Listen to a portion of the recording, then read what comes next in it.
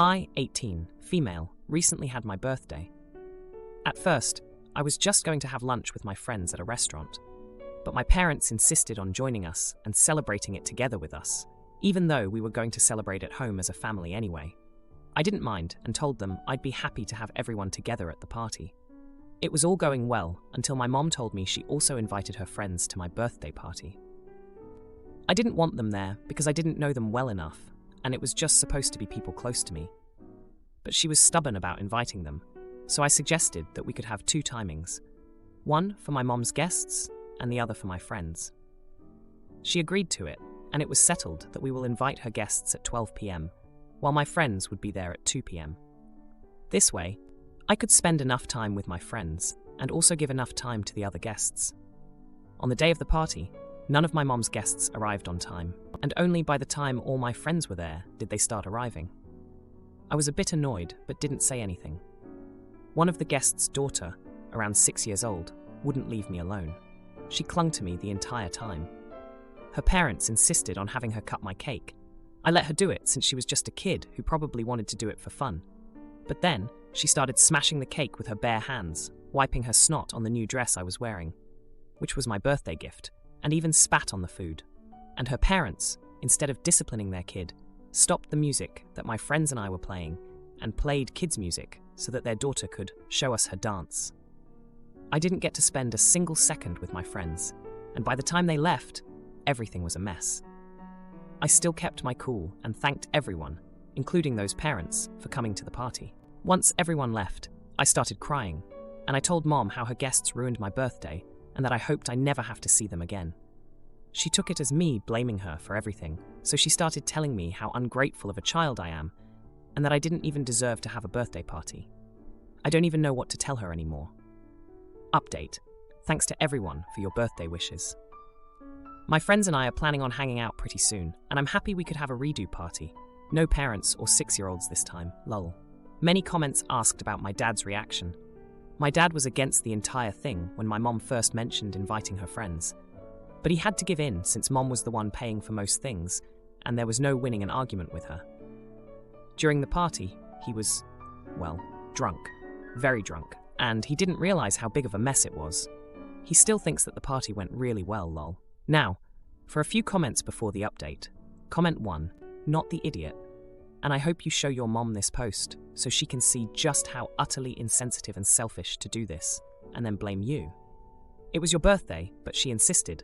Likely lied that she changed the times for her guests, allowed her guests to disrupt and destroy your things and celebration, and instead of praising you for handling it extremely well, attacked you when you were already down. Your mother is acting like a narcissist. I hope she genuinely isn't, and that showing her all the responses knocks it out of her. Sad to say, I doubt it though. These types of people don't change or realize others matter easily. Comment 2. OP, if you ever decide to have a wedding or graduation party, baby shower, etc., remember this day. If she can't respect your choice of guests, she can find herself uninvited. Better to have a small, inexpensive celebration with friends that care for you than a giant one which will be ruined by your mom's friends. In the meantime, try to have a calm discussion with your dad. Tell him how disappointed you are that your mom completely co-opted your party and made zero effort to keep a 6-year-old hellion from ruining your party and your dress. Then, when your mom isn't invited to the next celebration, he'll know why. Now for the update. Hey everyone, thanks for sticking around after my last post. I've got quite the update for you all. So, after the disaster that was my birthday party, things at home have been tense to say the least. My mom and I haven't really been talking much. She's still upset with me for what I said about her friends and their kids ruining my birthday. But honestly, I'm still pretty upset too. I mean, who wouldn't be after their special day turned into a daycare nightmare? Now let's talk about my dad. Remember how I mentioned he was pretty wasted during the party? Well, turns out he's been drinking a lot more lately. It's like he's trying to avoid dealing with the tension between Mom and me. I guess he thinks if he's out of it, he won't have to pick sides. But it's just making things worse. Anyway, back to the party aftermath. My friends were super supportive, and we all decided to have a redo of my birthday. Just us, no parents, no random kids. We met up at my friend's place and had the best time. We ordered pizza, blasted our music, and just chilled. It was exactly what I needed after the chaos of the actual birthday. But here's where things get really interesting. The day after our redo party, I was at home when I heard my mom on the phone. She was talking to her friend, the one whose daughter wrecked my birthday cake. And guess what? She was actually apologizing to her friend for my behavior. Can you believe that? I was the one who had my birthday ruined, and she's apologizing on my behalf. I couldn't keep quiet. I confronted her about it, and we had a huge fight. I told her how unfair it was that she was taking their side after everything that happened. She just kept saying that I was overreacting and that I needed to grow up. It was like she didn't even see how her actions affected me. In the middle of our argument, my dad stumbled in, half drunk as usual. He tried to mediate, but ended up just making things worse. He told me that I should just forgive and forget, because that's what family does. But how can I forgive something like that? The next day, I was still fuming from the fight with my mom. I decided to go for a walk to clear my head. I ended up at the park where I used to play as a kid. It's funny how a place can bring back so many memories. I remembered how my mom used to take me there all the time. We'd have picnics, and she'd push me on the swings. It was a stark contrast to the mom I was dealing with now. While I was sitting there, lost in thought, my phone buzzed. It was a text from my mom. She said she wanted to talk when I got home. I wasn't sure what to expect, but I was hoping we could finally sort things out. I got home and found my mom sitting at the kitchen table. She looked like she'd been crying. We sat down, and she started to explain why she invited her friends to my birthday. Turns out, her friend, the one with the cake-smashing daughter, was going through a tough time. Her husband had left her, and she was struggling to make ends meet. My mom thought that inviting them to the party would cheer her up. I was shocked. I had no idea about any of this. It didn't excuse what happened, but it did make me see things from my mom's perspective a little bit. We talked for a long time, and I could tell she was really sorry. She even promised to talk to her friend about her daughter's behavior. But just when I thought things were getting better, my dad walked in. He had been listening to our conversation, and he was not happy. He started yelling about how we were ganging up on him, how he felt left out of everything. It was like he was looking for a fight. My mom and I tried to calm him down, but he was having none of it. He stormed out of the house, slamming the door behind him. We haven't seen him since. It's been a day now, and I'm starting to get really worried. My mom keeps trying to call him, but he's not answering. Mom let my tenant's mom into my area without permission, but I decide to ignore it. Oh boy, I get a call from the resort's concierge. I rent my basement suite out to my mom's best friend's daughter, Sally. I knew her growing up, and I used to babysit her. The basement has 2 means of escape other than going into my area. It is fully up to code as an in-law suite. There is no reason for anyone to go through it into my space. I went on vacation, and I left my door to the basement deadbolted. 3 days into my vacation, I get an alert on my phone that there is an unauthorized event at my house. I look at the video. It's my mom opening the door for Sally's mom. They freak out when the alarm goes off. Usually, if I need my mom to get into my apartment, I will give her a temporary code. It is always the same one, because she gets confused by tech. But I have to activate it beforehand. I cannot do it retroactively. The only choice would be to call her and give her my personal code. I checked the cameras in the house, and strangely enough, my house is not on fire. I didn't leave the faucet running. There is no emergency. This is where I might be the jerk. Once I saw they were just messing around with my area for no good reason, I put my phone on airplane mode and went back to the party. Maybe 90 minutes later, a concierge at the resort came and said I was urgently needed on the phone. My dad has written down my whereabouts, and they called the front desk for me. I excused myself and went for the call. I asked my mom what the emergency was. Why was she getting me out of my friend's wedding reception? Was my house okay? Was my dad okay? She very brusquely told me to shut up and talk to the cops and the security patrol. I talked to them and apologized for wasting their time. I asked them what the emergency was that brought my mother into my house. They handed her back the phone and let her tell me that her friend did not want to sit in the basement while she was visiting her daughter. So my mom agreed to come, let them use my area, and it would be a secret. I asked the security company to please lock my house back up and take my key back from my mother. She started to protest, but I hung up. I enjoyed the rest of my trip, and my dad has agreed to pay any fines or penalties that come from the false alarm. Sally's mom wants her to move out. That's fine by me. I don't need a tenant, and was only doing it as a favor. Sally is almost apoplectic, begging me not to kick her out. She said that she didn't even know what our moms were up to until the alarm went off. My mom is pissed that I wasn't available immediately to get them out of trouble, and she is furious that I won't give her back my key. She thinks I did it on purpose. I'm not sure how she thinks I forced her to break into my home without permission. So, am I the jerk for making them sweat until they got a hold of me, and taking my key back since I can't trust her now? Now, for a few comments before the update. Comment 1. Not the idiot. Your mom and friend are rude. They deserved what they got. No key for her anytime soon. I wouldn't punish Sally for her mom. It doesn't sound like Sally was necessarily a part of this. If you have had no issues with her previously, let her stay, but just again express, she knows, but your home is off limits when you are not there, not invited in. Comment 2. Not the idiot your mother took liberties that were not hers to take and did so behind your back. She's earned the consequences of not trusting her and taking your key back. If her friend has such an issue, then she should have taken the friend and daughter back to her house for tea and cookies, instead of breaking into your home. Now for the update. Hey everyone, thanks for all the comments on my last post. I never expected my little family drama to blow up like that. Well, it's been a month since the break-in incident, and you won't believe the developments. First off, let me give you a bit of history about Sally's mom, Linda. She's always been the type to push boundaries. Growing up, I remember her borrowing things from my mom and never returning them. She had this sense of entitlement that made my skin crawl. And Sally, well, she's always been caught in the middle, trying to please her mom while being her own person. After the whole alarm fiasco, things went from bad to worse. Sally begged me not to kick her out, and I felt for her. She's like a little sister to me. But Linda, she was on a warpath. She started a smear campaign against me in our small community, telling anyone who would listen that I was an ungrateful child who had locked her out of my home for no reason. The real kicker came when I got back from vacation. I found out that Linda had tried to convince my dad to side with her. She spun a tale about how I had always been jealous of Sally and that this was my way of getting back at them. My dad, bless his heart, didn't buy it for a second. He's always been the level-headed one.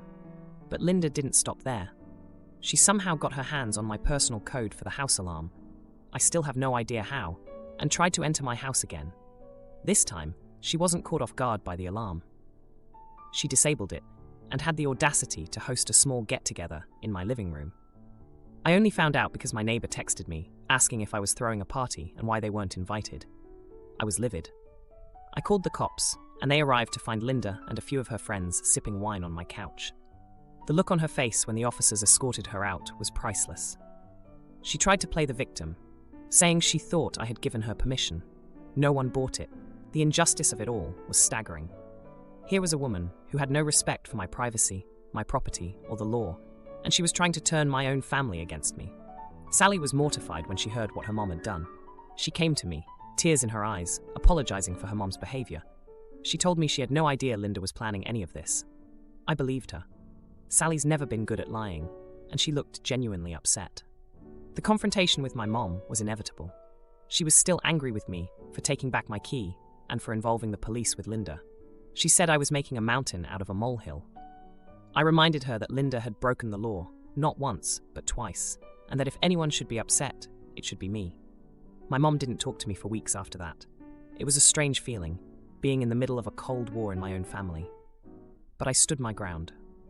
I had to protect my home and my peace of mind. As for Sally, she decided to move out. She said she couldn't handle the tension between our families and that she needed to get away from her mom's influence. I helped her find a new place, and we've actually grown closer through all this mess.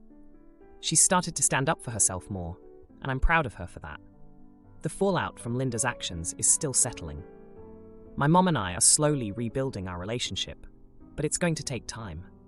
I've changed all my codes and made sure my security is tighter than ever. And Linda? Well, she's been charged with trespassing and has to do community service. I heard through the grapevine that she's not too happy about picking up trash on the side of the road. But maybe, just maybe, she'll learn a lesson about respecting other people's boundaries. Wife dies, and stepkids start disrespecting me, but then they refuse to leave my house, so I leave them with their grandparents. Oh boy, do they regret it. My wife passed away just before last Thanksgiving. It came out of nowhere, and I'm somewhat broken. To make it worse, my stepkids have decided that since I'm not their father, they don't have to obey me anymore. They are teenagers, and they have never been my biggest fans. They love their dad, and I was only ever their mom's husband. However, when Dina was alive, they treated our home well and me with respect. After she died, they became jerks. Yes, I know their mom died. It sucks. But that was my wife and the mother of my children. I am also having a tough time dealing. Their paternal grandparents are also shitting on me for not being more understanding of all they are going through. I have tried. I have offered them counseling. I have given them space. I have been there for them. I am at my wit's end. The last straw was when we were over there for supper last week. I said it was time to go so I could get the little ones to bed. My stepkids said that they didn't want to go and that I should leave them and come back for them. It is a 2-hour drive. I said no. Their grandparents said I was being too hard on them and that I should let them stay. I am having a hard time with 2 small children, the loss of my wife, and 2 teen jerks without having my in-laws pile on to make my life more difficult. So I did. I also packed up their stuff. Instead of coming back for them, I dropped off their stuff at their grandparents' house. I have 2 kids under 5 to take care of. I don't really have time to baby 2 teens that are just making my life harder. My house is clean for the first time in weeks. My kids are sleeping through the night. My stepkids are living with their uncle in the same city as me, so they can finish high school with their friends. Everyone on their dad's side is against me. I really don't care. I was told by both of them and by their father that I am not to try and parent them. So I'm not. I actually do not have any parental rights over them.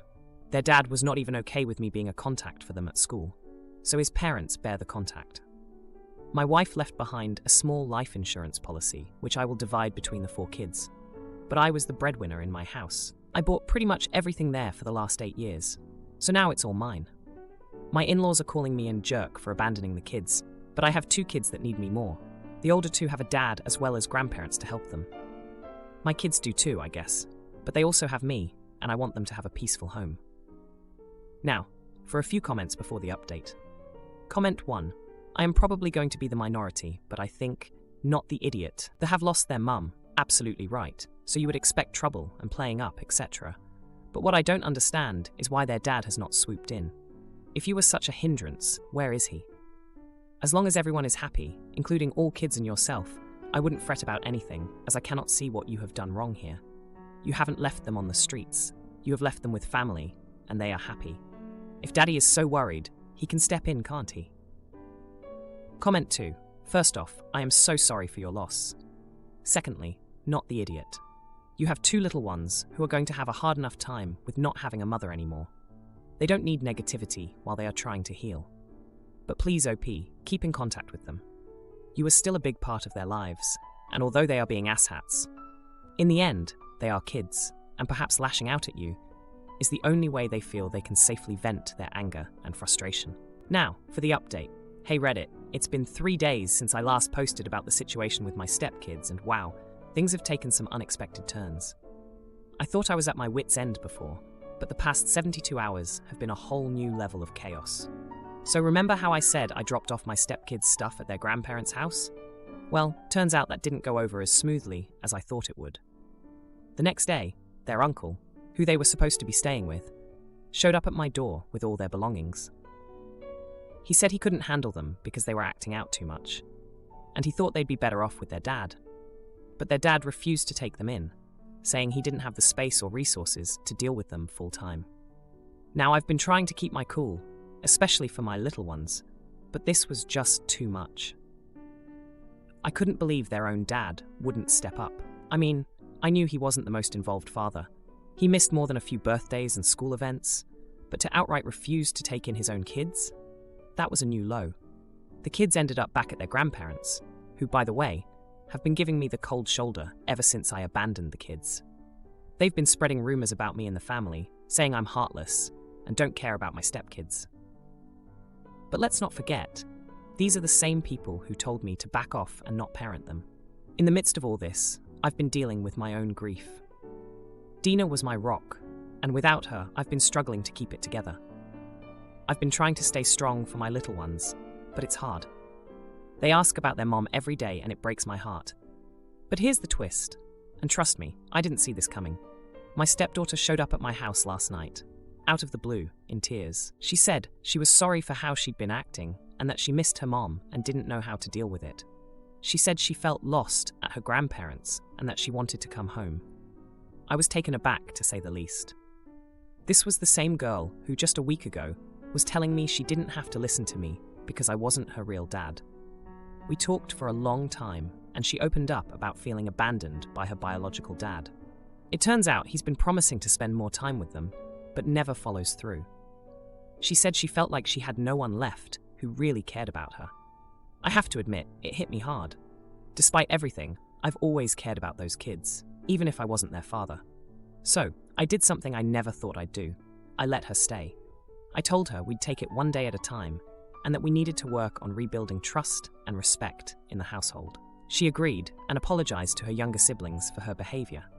But that's not all. This morning, my stepson showed up too. He didn't say much, just that he had nowhere else to go.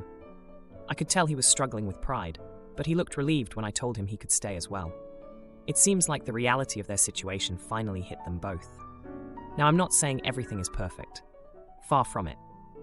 There's a lot of tension, and we're all walking on eggshells around each other. But for the first time since Dina passed, it feels like there's a glimmer of hope that we might be able to pull through this as a family.